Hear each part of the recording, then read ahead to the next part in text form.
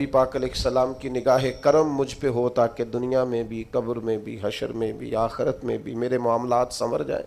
تو یہ بہت بڑی سعادت مندی ہے کسی کے لیے کہ حضور اسے اپنا محبوب کہیں اور قیامت کے دن اسے سب سے زیادہ قریب بٹھائیں۔ تو کریم فرمانے لگے تمہیں پتہ ہے میرا محبوب کون ہے اور قیامت کے دن میرے سب سے زیادہ قریب کون ہوگا؟ اور یہ بات حضور نے 3 دفعہ ارشاد فرمائی۔ فرمایا جانتے ہو میرا محبوب کون ہے؟ جانتے ہو قیامت میں میرے سب سے زیادہ قریب کون ہوگا؟ حضور تو اشارتاً بھی کوئی بات کریں تو بڑی بات ہے، 3 بار ایک بات کو دہرا کے محبوب نے فرمایا میرا سب سے زیادہ محبوب وہ ہے اور قیامت کے دن میرے سب سے زیادہ قریب وہ ہوگا جس کے اخلاق زیادہ اچھے ہیں۔ ساری محنت اپنے ظاہر پر نہ کریں، سارا وقت کپڑوں کو سجانے سنوارنے میں نہ گزار دیں، سارا ٹائم اپنی تصویروں کو درست کرنے میں ضائع نہ کر دیں، اپنے رویوں کو، اخلاقیات کو، اپنے معاملات کو، اپنے اٹھنے بیٹھنے کو، اپنی روزمرہ کی زندگی کو اچھے طریقے سے آراستہ کریں، مزین کریں۔ اور چند ایک چیزیں تو ایسی ہیں جن پر اور زیادہ توجہ کرنے کی ضرورت ہے۔ ان میں سے ایک اہم چیز جس کی طرف میں آپ کا اشارہ کرنے جا رہا ہوں، وہ اہم چیز یہ ہے کہ سب سے پہلے یہ دیکھیں کہ ہماری طبیعت کے اندر درگزر کتنا زیادہ ہے، معاف کرنے کا مزاج کس حد تک ہے۔ میں اکثر یہ دیکھتا ہوں کہ ہم چاہتے ہیں کہ لوگ صرف میرے معیار کے مطابق چلیں، میری طبیعت کے مطابق ڈھلیں، تو پھر تو میں ان کے ساتھ وقت گزارنے کو تیار ہوں، لیکن اگر ہمیں کبھی سامنے والے کی طرف سے مخالف رائے کا سامنا کرنا پڑتا ہے اور کبھی وہ کچھ اپنی بھی رائے رکھتا ہے اور کچھ اپنی بھی مجبوریوں کا اظہار کرتا ہے تو ہم درگزر کرنے کو تیار نہیں ہوتے۔ یاد رکھیے گا اللہ تعالیٰ نے نا انسان کو خوبیوں اور خامیوں کا مجموعہ بنایا۔ انسان کے اندر بحیثیت انسان خامیاں بہرحال باقی رہتی ہیں، تو چونکہ اس میں خامیاں باقی رہتی ہیں تو ہمیں اس کی خامیوں، غلطیوں اور بشری کمزوریوں سمیت اس سے پیار کرنا پڑے گا۔ اگر ہم یہ کہیں کہ وہ کوئی غلطی ہی نہ کرے، اس کے اندر کوئی کمزوری ہی نہ رہے، کوئی اس کے اندر بشری تقاضا باقی نہ رہے، تو پہلی بات یہ ہے کہ ہمارا یہ مطالبہ ہی سرے سے غلط ہے۔ اس لیے کہ اللہ تعالیٰ نے بالکل معصوم تو فرشتوں کو بنایا ہے، فرشتے معصوم ہیں، پر اشرف المخلوقات اللہ نے حضرت انسان کو بنایا ہے۔ اس کے ساتھ اللہ نے یہ آزمائش رکھی ہے، تو انسانوں کے اندر کمزوریاں رہیں گی۔ نبی پاک صلی اللہ تعالیٰ علیہ وسلم نے ارشاد فرمایا جس آدمی کو غصہ آیا اور وہ اپنا غصہ نکالنے پر قادر بھی تھا لیکن اس نے اللہ کی رضا کے لیے اپنے غصے کو کنٹرول کر لیا، فرمایا اللہ اس کے دل کو امن سے بھی بھر دے گا اور ایمان سے بھی بھر دے گا۔ نہیں، غصے کو کنٹرول کرنا ایمان کی مضبوطی کا باعث بنتا ہے۔ ہوں گے کچھ لوگ بیچارے جو کمزور ہوں گے، کچھ نہیں کہہ سکتے، آپ کا غصہ سہتے ہوں گے، یا کچھ ایسے لوگ ہوں گے جو آپ سے محبت بے پناہ کرتے ہوں گے، اس لیے آپ کا غصہ برداشت کرتے ہوں گے۔ لیکن حضور نے جو ہمیں اخلاقی رویے سکھائے ہیں ان میں تو محبوب نے فرمایا وہ پہلوان ہے جو اپنے آپ پر کنٹرول کرے، اپنے آپ کو قابو میں رکھے، اپنے غصے کو، غیظ و غضب کو وہ ذرا سنبھال کر رکھے۔ ہم اپنے آپ پر کنٹرول نہیں رکھتے، بہت ساری باتیں ہیں جو ہم کر لیتے ہیں، لیکن چونکہ مومن ہیں، حضور علیہ السلام کے غلام ہیں، مجھے اچھی طرح پتہ ہے کہ سینکڑوں ہزاروں لوگ ایسے ہیں جن کو بعد میں پچھتاوا ہوتا ہے کہ مجھے یہ بات نہیں کرنی چاہیے تھی، مجھے اس طرح کا رویہ نہیں رکھنا چاہیے۔ کچھ بولیاں بول لیتے ہیں لیکن چونکہ اندر ایک مومن بستا ہے، حضور کا غلام بستا ہے، تو پھر دل پچھتاتا ہے، سینے میں بات کھٹکتی ہے۔ میرے بھائی بہت پہلے سے اپنے اوپر کنٹرول کریں، اپنے آپ کو غیظ و غضب سے، ناراضگی والے جملے بولنے سے بچائیں۔ ہاں بالکل ناراض نہ ہونا بھی زیادتی ہے، ناراض ہونا بھی چاہیے اور بڑا زبردست ہونا چاہیے، سخت شدت کے ساتھ غصہ کرنا چاہیے، پر کب؟ جب اللہ کی حدوں کو توڑا جائے، جب شریعت کی مخالفت کی جائے اور بے جا دین کی باتوں کو چھوڑا جائے، اللہ کی رضا کے لیے ناراض ہو۔ سیدہ طیبہ طاہرہ حضرت عائشہ صدیقہ رضی اللہ تعالیٰ عنہ فرماتی ہیں کبھی اپنی ذات کے لیے حضور ناراض نہیں ہوئے، لیکن اگر اللہ کی حدیں توڑی جاتی تھی تو ناراض ہوتے تھے. چاہیے نا والد کو کہ بیٹا جان بوجھ کے نماز چھوڑ دے تو ناراض ہو, بیٹی پردہ نہ کرے تو ناراض ہو. چاہیے نا اسے کہ اگر اس کے گھر کے اندر کوئی غیر شرعی کام ہو رہا ہو تو وہ ناراضگی کا اظہار کرے, حکمت کے ساتھ سمجھائے, دانائی کے ساتھ تبدیل کرنے کی پوری کوشش کرے. آپ کا دل اس وقت پوری طور پر ناراض ہو جب آپ شریعت کی مخالفت ہوتے ہوئے دیکھیں. 10,000 گم ہونے پر تو جس کا دل پریشان ہوتا ہے, لیکن نماز ظہر قضا ہونے پر جسے کوئی اثر نہیں ہوتا, جو چند منٹ, آدھا گھنٹہ, پونا گھنٹہ نوکری سے لیٹ ہو تو احساس پیدا ہوتا ہے, لیکن کئی دن بیت گئے فجر نہیں پڑی, کتنے دن گزر گئے سویرے اللہ کی بارگاہ میں نہیں اٹھا, توجہ نہیں ہوتی. 2 حدیثیں اکٹھی عرض کرنے لگا ہوں, آپ نے ان دونوں روایات پر غور کرنا ہے. ایک قاضی اجاز رحمۃ اللہ علیہ نے شفا شریف میں لکھی اور ایک امام احمد بن حنبل نے اپنی مسند میں نقل فرمائی. صحابہ فرماتے غزوہ احد کے موقع پر ہم نے نبی پاک علیہ السلام کے رخ زیبا پر خون بہتا ہوا دیکھا. کفار نے سنگ باری کی, تکلیف دی حضور کو, مقدس رخساروں پر خون بہا. ہم نے عرض کی یا رسول اللہ دعا کرے نا یہ برباد ہو جائے. نبی پاک علیہ السلام نے فرمایا مجھے لان تان کرنے والا نہیں بنا کے بھیجا گیا, مجھے رحمت بنا کے بھیجا گیا. اور نبی کریم نے دعا فرمائی یا اللہ انہیں ہدایت عطا فرما. اس موقع پر جب حضور کو ذاتی طور پر تکلیف دی گئی ہے, مقدس چہرہ نور پر خون بہ رہا ہے اور صحابہ کے کلیجے پھٹ رہے ہیں, اور احد کے میدان میں حضور کا وہ رنگین چہرہ خون سے بھرا ہوا دیکھ کر طبیعتیں مچل رہی, تڑپ کے عرض کی حضور کریں دعا یہ تباہ ہو جائیں. فرمایا نہ بھائی, وہ لان تان کرنے والا نہیں, مجھے تو رحمت بنا کے بھیجا گیا. لیکن میرے عزیزو, غزوہ خندق کے موقع پر جب دشمنوں سے دفاع کرتے وقت نماز عصر مسلمانوں کی قضا ہوئی تو حضور نے ہاتھ اٹھا کے عرض کیا, کہا اے اللہ ان کے پیٹ آگ سے بھر دے جنہوں نے ہماری نماز عصر لیٹ کی, ہماری نماز لیٹ کر دی, صلاۃ وسطیٰ لیٹ کر دی. ہمیں تیرے حضور جھکنا تھا, ہمیں وہ نماز پڑھنی تھی جو بڑی قیمتی ہے, نماز عصر انہوں نے ہماری نماز لیٹ کر دی, ان کے پیٹ آگ سے بھر دے. حضور کا سارا چہرہ لہو سے بھرا ہے, پر ذات کے لیے دعا نہیں کی کہ یہ تباہ ہو جائیں, پر ایک نماز لیٹ ہو گئی. صحابہ کی عصر قضا ہوئی تو کریم نے ہاتھ اٹھا کے کہا یا اللہ بھر ان کے پیٹ آگ سے. او سنگیو, آؤ یارو اپنا اخلاق تو دیکھیں, میری بھی فجر قضا ہے, میرے پتر کی بھی قضا ہے, میری جوان بیٹی بھی جم کے سو رہی, کبھی ماتھے پر شکن تک نہیں آئی, لیکن میری روٹی لیٹ ہو جاتی ہے تو میں سارا گھر سر پہ اٹھا لیتا ہوں, زمین آسمان ایک کر دیتا ہوں. میرے بچے, آپ کے بچے ہماری نگاہوں کے سامنے وہ پوری طرح بری سوسائٹی کا شکار ہو جائیں اور وہ جانے کس کس گناہ میں لگ جائیں, معاذ اللہ شکن تک نہیں آتی, لیکن میرے کپڑے وقت پر استری نہیں ہوئے, مجھے ٹائم پر فلاں چیز نہیں دی گئی, آسمان سر پہ اٹھا لیا جاتا ہے. حضور نے تو ہمیں یہ اخلاق سکھایا ہے کہ لہو سے تیرا وجود بھی ذات کے لیے بھر دیا جائے تو زبان سے لان تان نہ کرنا, یہ تیرے نبی کا طریقہ ہے. ہاں, اس شخص سے بچنا جو تیری نمازوں کو قضا کرنے کا ذریعہ بنے. ایسے لوگوں کے بارے میں تیرا رویہ سخت ہونا چاہیے جہاں تیری عبادات, تیری اللہ کی بندگی داؤ پہ لگتی تجھے نظر آئے. خدا را دین کا مزاج تو سمجھیں, ہم کس طرف چلے. اور پھر یہاں میں بڑی ذمہ داری سے یہ بات بھی عرض کر دوں, حضور راضی نہیں ہے اس بندے سے جو میلاد کی جھنڈیاں لگائے اور نماز چھوڑ دے, جو جلسہ وقت پہ کرائے, محفل کے لیے صبح شام میک کر دے اور نماز کے معاملے میں سستی کرے. ایسے ہی جان بوجھ کر اگر بلی کو دیکھ کر کبوتر آنکھیں بند کرے گا تو اس کا معنی کیا ہے؟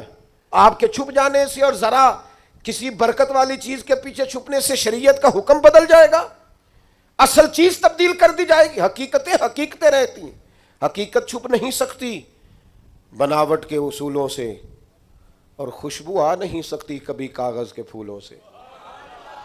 شریعت کا حلال حلال رہے گا اور حرام حرام رہے گا. تھوڑا سا اپنی ذات کے لیے معافی دے کے تو دیکھیں، غلطی ہو گئی ہے بہو سے، اس کے ابا جی نے پنچایت میں آ کے پگڑی کھول کے تیرے پیروں کے سامنے رکھ تو دی تھی، اس کے بھائی نے ہاتھ بھی باندھے تھے کہ آئندہ نہیں کرے گی، چل کر دے معاف، کوئی بات نہیں، کوئی کفر نہیں ہو گیا، ہو گئی ہے نا غلطی تیرے ملازم سے، بیچارہ غریب ہے، وہ کہیں اور جا کے اس عمر میں بڑھاپے میں کہاں نوکریاں ڈھونڈتا پھرے، چل ہو گئی ہے غلطی، معاف کر دے، درگزر کر دے، چل تیرا پڑوسی غریب آدمی بھول گیا تھا تھوڑا سا، کر دے درگزر۔ لیکن ہم اس معاشرے اور سوسائٹی میں رہتے ہیں جہاں ہر وقت جج بنے رہنے کا شوق ہے لوگوں، فیصلے کرنا اور مطلق العنان بن کے کرنا، اور بس جی بس میں نے کہہ دیا ہے، اب دوبارہ سے میں کسی کی بات نہیں سنتا، آپ مجھ سے ناراض نہ ہو دیں تو یہاں تو مسجد کی کمیٹی کا صدر کسی سے کنٹرول نہیں ہوتا، سارا کچھ بگڑتا ہے تو بگڑ جائے الا ماشاءاللہ، لیکن ہمارا مزاج ہے ماں بدولت نے جو کہہ دیا وہ ہو کے رہے گا۔ پتھر برسانے والے، تکلیفیں دینے والے، اذیتیں دینے والے حضور کے سامنے گردنیں جھکائے کھڑے تھے، بتاؤ بھائی تمہارے ساتھ کیا سلوک کروں، فتح مکہ کے دن اعلان ہو رہا ہے، انہوں نے پتہ کیا کہا، انہوں نے میرے محبوب کے عظمتوں والے باپ کا ذکر چھیڑ دیا، کہنے لگے آپ بھی بڑے ہی کریم ہیں، اور آپ کے والد عبداللہ بھی بڑے ہی کریم تھے، بڑے کریم باپ کے بیٹے ہیں آپ، وہ بڑے کریم تھے۔ نبی پاک علیہ السلام نے فرمایا اگر تم نے یہ کہا ہے تو جاؤ، پھر تم پر کوئی بدلہ نہیں، تمہارے ساتھ وہی سلوک کرنا ہے جو جناب یوسف نے مصر آئے ہوئے بھائیوں کے ساتھ کیا تھا، انہوں نے کنویں میں پھینکا تھا اور جناب یوسف نے سینے سے لگا لیا تھا، لہذا تمہارے ساتھ وہی کچھ کرنا ہے۔ وہ لوگ حضور نے انہیں معاف کر دیا۔ میں اگر ایک جملہ کہوں تو شاید آپ کو اچھا لگے اور آپ کہیں کہ یہ جملہ کوئی کسی اچھے ادیب نے اور کسی اچھے دانشور نے بڑی اچھائی سے کہا ہے، حضور نے انہیں معاف کر کے رہا کر دیا، پر وہ قیامت تک کے لیے میرے نبی کی زلف کے قیدی بن گئے، فرمایا جاؤ نا جاؤ، میں نے تمہیں رہا کیا۔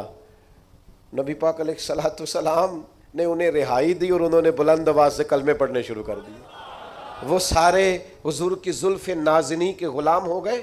معاف کر کے کسی کو غلام بنایا جا سکتا ہے، بدلہ لے کر غلامیاں نہیں ہوتی، محبتیں پروان نہیں چڑھا کرتی، لیکن وہ ہماری طبیعت ہے نا، مزاج ہے۔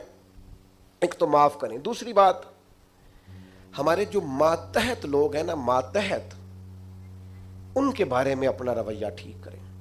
جن لوگوں کو اللہ تعالیٰ نے پیسے دیے ہیں نا، یا مالک نے انہیں کوئی عہدہ دے دیا ہے، یا ان کے پاس کوئی 10 20 50 200 لوگ کام کرتے ہیں، وہ تھوڑا سا سوچیں کسی وقت بیٹھ کے کہ میں آج ایک فیکٹری کا آنر بن کر اور ایک ادارے کا سربراہ بن کے بیٹھا ہوا ہوں، اگر کل مجھے وہاں کھڑا ہونا پڑ جائے جہاں مزدور کھڑے ہیں تو پھر میرا حال کیا ہو۔ وہ جو اپنے ماتحت کے ساتھ ہمارا رویہ ہے نا، یعنی حکم چلانے کا ایک مزاج ہے۔ میں ایک دفعہ ایک بڑی محفل نعت میں مہمان خصوصی بنا لیا گیا، تو میں نیچے اتر رہا تھا تو کوئی صاحب تھے اس محفل میں جو کسی خاص نشست پر وہ بھی بٹھائے گئے تھے، اور میرے ساتھ وہ باتیں بھی کر رہے تھے۔ باتیں کیا کرنی ہوتی ہیں، بعضوں کا زیادہ مسئلہ تو تصویروں کا ہوتا ہے، تو بھی چل رہی تھیں اور نظام چل رہا تھا آگے آگے۔ تو میں جب نیچے اترا تو ایک غریب آدمی میرے گلے میں پھولوں کا ہار ڈال کے کہنے لگا پیر صاحب میں بھی سینہ ملا لوں۔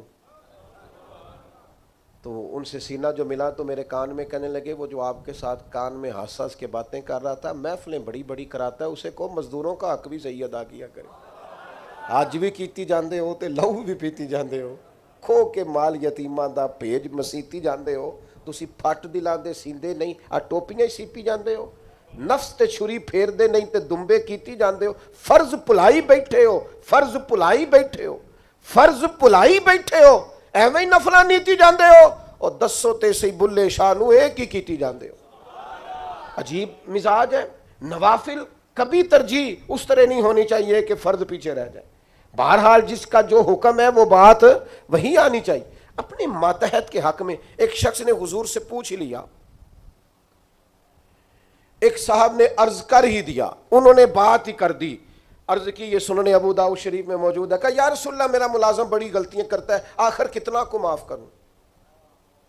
کوئی حد بھی ہوتی ہے، بڑی غلطیاں، بڑی کوتاہیاں، بڑی کمزوریاں، تو اس نے گن کے معاف کرنے کے لیے حضور کتنی بار معاف کروں؟ آخر بعض لوگ بعض باتیں جھلملا کے کرتے ہیں نا جی، حضور آخر کتنا کو معاف کروں؟ نبی کریم علیہ السلام نے گویا فرمایا اگر تو نے گن کے ہی پوچھا ہے نا تو چل اس طرح کر، ایک دن میں 70 بار تو معاف کیا کرنا۔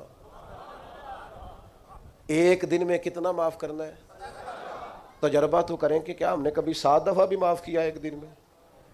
حضور نے فرمایا 70 دفعہ معاف کر۔ اور ایک شخص کو تو نبی کریم نے ان لفظوں سے تنبیہ فرمائی، فرمایا تیرے غلام پر جتنا تجھے حق حاصل ہے نا تیرے اختیار میں، تیرے رب کو اس سے کئی گنا بڑھ کے تیرے اوپر اختیار ہے۔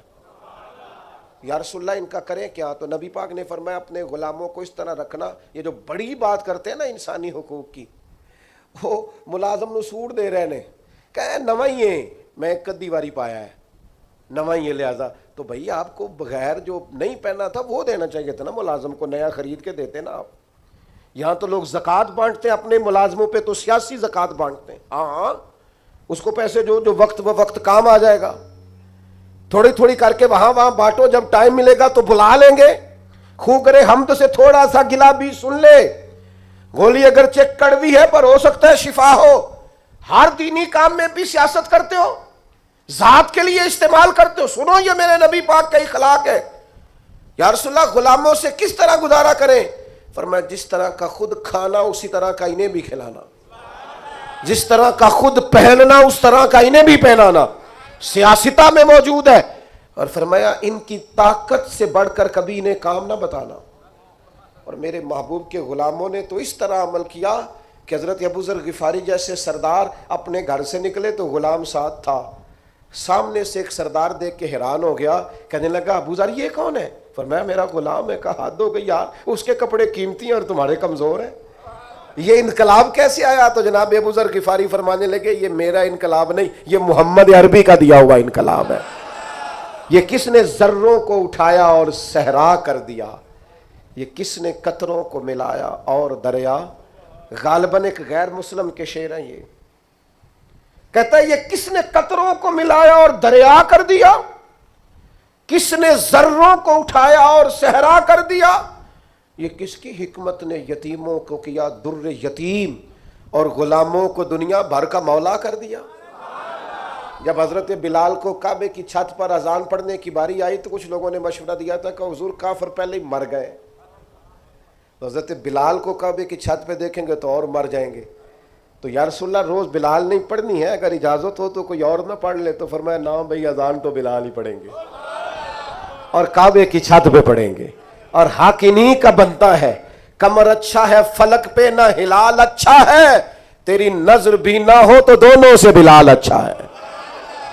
نبی پاک صلی اللہ تعالی علیہ وسلم نے نا غلاموں کے ساتھ بالخصوص اچھا سلوک کرنے کا، جناب حضرت سیدہ ام سلمہ رضی اللہ تعالی عنہ بیان فرماتی ہیں کہ وہ وقت جس وقت میں حضور کا وصال ہوا اور وہ مرض جس مرض کے ساتھ ظاہراً سرکار کا وصال ظاہری ہوا، فرماتے ہیں اس وقت بھی میں نے حضور سے جو آخری جملے ظاہری طور پر سنے وہ یہی تھے کہ نماز کا خیال رکھنا اور غلاموں سے اچھا سلوک کرنا، اپنے ماتحت لوگوں کا خیال رکھنا، سخت لہجہ، آمرانہ مزاج۔ میرا ایک جاننے والا شخص ہے، اس کے ہاں سے نا کوئی 40-50 لوگ تنخواہ لیتے ہیں، کوئی ادارہ ہے تو وہ اس کا بنایا ہوا، تو 40-50 لوگ تنخواہ لیتے ہیں۔ تو ایک دن کسی تنخواہ لینے والے شخص نے اس سے آ کے کہا یار ادارہ تیرا ہے تو ہم تیری قدر بھی کرتے ہیں، تو دل کرتا ہے تنخواہ تو دے۔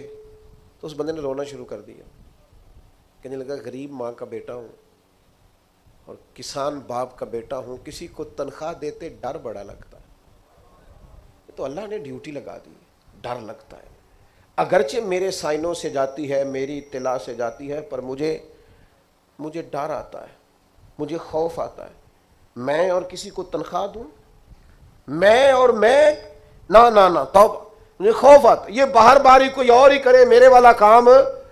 اپنے اندر احساس پیدا کرو یار 4 لوگ ہمارے ماتحت ہوتے ہیں، آپ یقین کریں خون خوش کیا ہوتا ہے بعض لوگوں نے اپنے ملازمین۔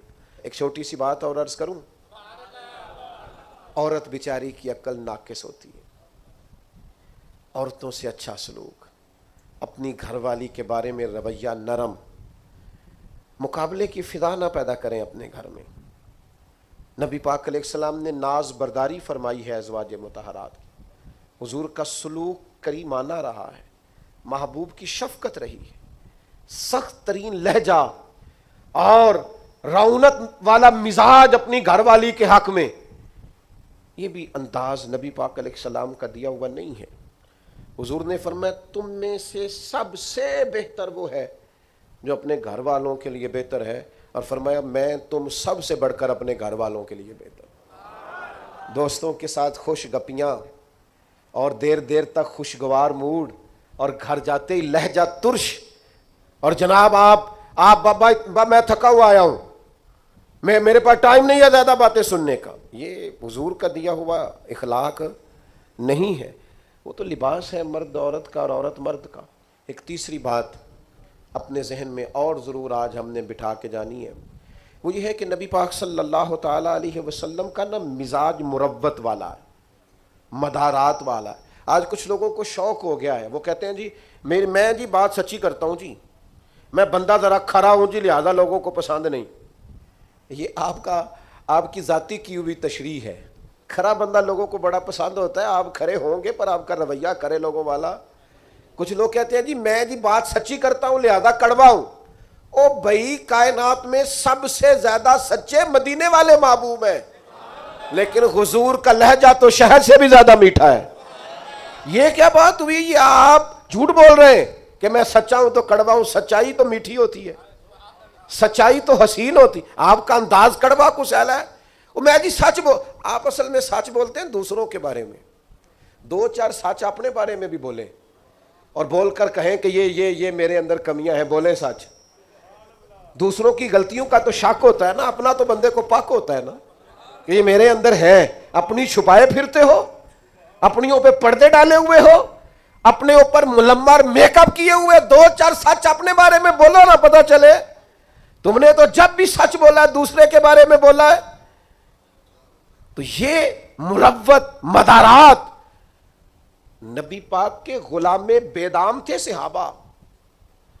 حضور کبھی کسی کا نام لے لیتے تو وہ سمجھتے کہ ہماری تو معراج ہو گئی ہے، اور حضور کسی کو نام لے کے بھی ڈانٹ دیتے تو وہ سعادت سمجھتے، قربان ہوتے۔ لیکن یہ میرے نبی پاک کی مروت کا انداز ہے، یہ حضور کی مدارات۔ کچھ لوگ کہتے ہیں جناب وہ آپ کے ڈھیلے ڈھالے ہونے سے حالات خراب ہوئے ہیں۔ او بھائی کیا کرے، لہجہ مروت والا ہے، کیا کرے انداز پیار والا ہے، کیا کرے کوشش کرتے ہیں، ہمت پکڑتے ہیں، دل کرتا ہے کئی دفعہ 4 سختیاں میں نے بھی کرنی ہیں، پر وہ کیا کریں، کسی فقیر کے ہاں بیٹھنے والے ہیں، انہوں نے اندر سے وہ سارا انداز ہی سارا نکال دیا ہے۔ نبی کریم صلی اللہ تعالی علیہ وسلم کسی صحابی کا نام لے کر بھی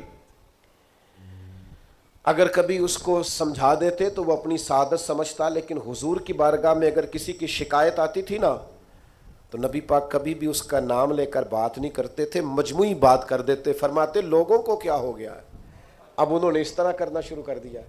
وہ مجموعی بات ہوتی تھی تو جس کی ہوتی تھی وہ خود بخود سمجھ جاتا تھا۔ حضور نے ایک مقام پہ فرمایا کمزور خیالات والے نہ بن جانا، کہنا کہ لوگ اگر میرے ساتھ اچھا کریں گے تو میں بھی اچھا کروں گا، اگر لوگ برا کریں گے تو میں بھی برا کروں گا، اس طرح کا رویہ نہ کرنا، بلکہ اعلیٰ اخلاق، آپ کی طبیعت میں مروت ہو۔ ایک صحابی حاضر ہوئے اور انہوں نے بڑی انوکھی بات کی، اور یہ جو بات انہوں نے کی ہے نا، یہ میرا اور آپ کا بہت سارے لوگوں کا مسئلہ ہے، اس طرح کی باتیں ڈھیر سارے لوگ آ کے کرتے ہیں۔ انہوں نے آ کے عرض کی یا رسول اللہ صلی اللہ تعالی علیہ وسلم میرے چچا زاد بھائی ہیں، میں ہمیشہ ان کے ساتھ اس نے سلوک کرتا ہوں، انہوں نے کبھی بھی میرے ساتھ نہیں کیا، مجھے جب بھی ان کی ضرورت پڑی ہے انہوں نے انکار کیا ہے، اور انہیں جب بھی ضرورت پڑی ہے میں حاضر ہوا ہوں۔ یا رسول اللہ اب تو میں اتنا پریشان ہوا ہوں کہ میں نے قسم اٹھا لیا کہ اب میں بھی ان کے کسی کام نہیں آؤں گا، طے کر لیا ہے۔ تو حضور حکم کیا ہے؟ میں قسم اٹھا آیا ہوں کہ بس ختم۔ تو نبی پاک علیہ السلام نے فرمایا میں تمہیں حکم دیتا ہوں کہ قسم کا کفارہ دے لے اور ان کے ساتھ اس نے سلوک ہی کر. تو اپنا رویہ ان کے بارے میں وہ نہیں کر سکتا جو ان کا رویہ. تو نے اس نے سلوک کے اور یار یہ کوئی کمال ہے کہ اچھے کے ساتھ اچھا ہوں اور برے کے ساتھ برا ہوں. اچھا ایک اور بات آج کل نوجوان بڑی وہ جی مجھ سے غلط بات برداشت نہیں ہوتی. صحیح بات کو بھی برداشت کرنا پڑتا ہے. برداشت ہی غلط بات کرنی ہوتی ہے, غلط رویہ ہی تو برداشت کرنا ہوتا ہے, صحیح کو تو برداشت کرنا ہی نہیں پڑتا. اگر آپ سے غلط لہجے برداشت نہیں ہوتے, بے مروت لوگ برداشت نہیں ہوتے, تو آپ سے برداشت کیا ہوتا ہے؟ نبی کریم علیہ الصلوۃ والسلام کے صحابی نے ہم سب کا اتنا بڑا مسئلہ حل کیا, یا رسول اللہ قسم اٹھا لی ہے اب میں بھی وہی کروں گا جو وہ کرتے ہیں. تو حضور نے گویا سبق دیا, میرے غلاموں کی یہ شان نہیں. حضور علیہ الصلوۃ والسلام ارشاد فرمانے لگے, سن بھائی تو قسم کا کفارہ دے لیکن تو نے اس نے سلوک ہی کرنا ہے. تو نے اپنا رویہ ان کے ساتھ کبھی بھی غلط نہیں کرنا, تو نے اپنا رویہ ہمیشہ ان کے ساتھ.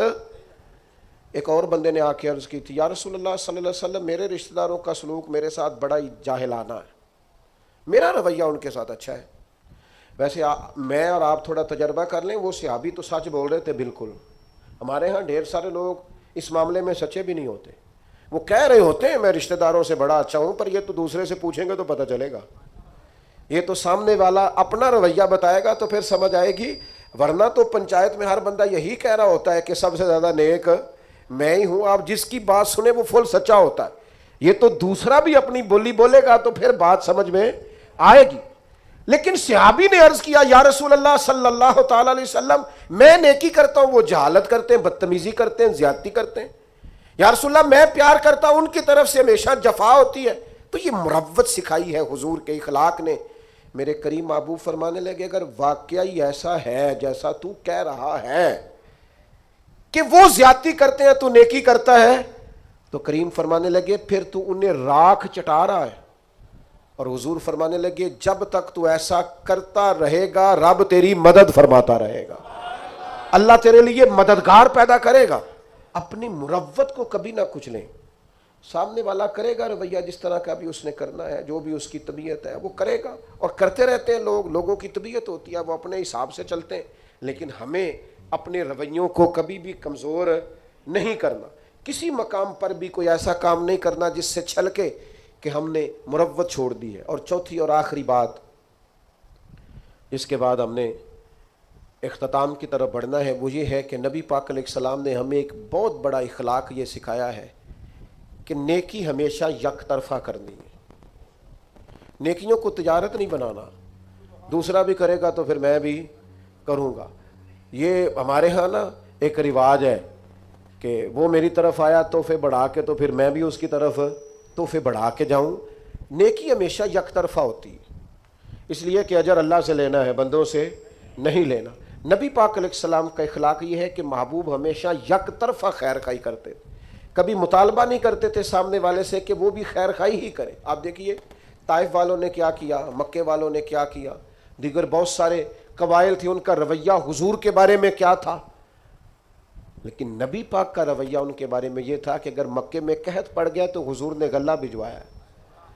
اگر وہاں حالات خراب ہوئے ہیں تو نبی پاک نے ان کے لیے دعائیں فرمائی ہیں کہ یا اللہ باران رحمت فرما. وہ لوگ بدر کے اندر تلواریں لے کر لڑنے کے لیے آئے, لیکن حضور کا عالم یہ ہے کہ محبوب فرماتے ہیں ان کی رسیاں ڈھیلی کر دو. اگرچہ یہ لڑنے آئے تھے اور ہمارے قیدی بنے ہیں, اگرچہ ان لوگوں نے بڑا ستایا تھا, پر حضور فرمانے لگے یہ ہائے ہائے کرتے ہیں تو مجھے نیند نہیں آتی. نیکی یک طرفہ ہوگی. آپ یہ اس چکر سے اگر تو اخلاق والا بننا ہے تو پھر اس چکر سے نکل آئیں کہ میں نیکی کروں گا اور جواب میں دوسرا بھی نیکی. سینکڑوں لوگوں سے, اور اگر میں یہ دعویٰ کر دوں تو شاید سچا ہوگا کہ میں نے زندگی میں ہزاروں لوگوں سے بیٹھ کر گفتگو کی, لیکن ہمارا طریقہ کار وہ نہیں جو اعلیٰ اخلاق نبی کریم نے ہمیں سکھائے. ہم صرف اپنے دوستوں کی اور اپنے گروپ کی تعریف کرنے کے قائل ہیں. حق پرست نہیں رہے ہم گروہ پرست ہیں.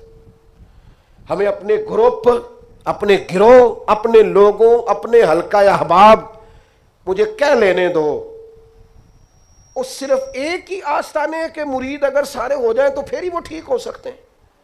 اہل حق کا صحیح عقیدے کا بھی دوسرا بندہ ہو تو ٹھیک نہیں ہوتا. اس قدر زیادہ چھوٹی اور محدود سوچیں اور بس ایک مخصوص سے دائرے میں بند ہو کر زندگی گزارنے والے مسلمان، امت کا تصور کہاں گیا؟ ارسلت الی الخلق کی بات کہاں گئی؟ اس طرح کے کچے اور کمزور نظریات اور اس طرح کی پلپلی باتیں. میرے ایک دوست نے مجھے ایک دفعہ کہا، پیر بھائی نے کہنے لگے ہم کسی اور جگہ بھی جا سکتے ہیں. میں کہا پتر ایک نہیں تو 100 جگہ پہ جا. خیر مومن کی گمشدہ میراث ہے، جہاں سے ملے وہاں سے لے لو. ہاں ایک بات ضرور ہے، اس کو ضرور آپ ذہن کے اندر رکھیں کہ کسی مقابلے پہ نہ اتریں، کسی ایسے چکر میں نہ پڑیں. وہ کسی بزرگ نے کسی سے کہا تھا پیر 2 بھی ہو سکتے ہیں، اس نے کہا نہیں اس طرح کر، یہ رویہ بنا لے کہ والد ایک ہوتا ہے، چچا 15 بھی ہو سکتے ہیں، 20 بھی ہو سکتے ہیں، چلے اس طرح کا مزاج بنا لیں. لیکن ہماری طبیعت اور مزاجوں کے اندر جو گھٹن آئی ہے وہ خوفناک ہے. یک طرفہ نیکی کا مزاج بنائیں. تو ایک تو آپ کی خدمت میں آج یہ بات عرض کی ہے کہ کوشش کریں درگزر اور معافی کا مزاج پیدا ہو، اور دوسرا خاص کر اپنے ماتحتوں کے بارے میں اپنا رویہ ٹھیک ہو، اور تیسرا تھوڑا مروت والا مزاج بنائیں. ہاں جہاں حق بات کہنی ہو ضرور کہیں، لیکن کچھ مروت ہو.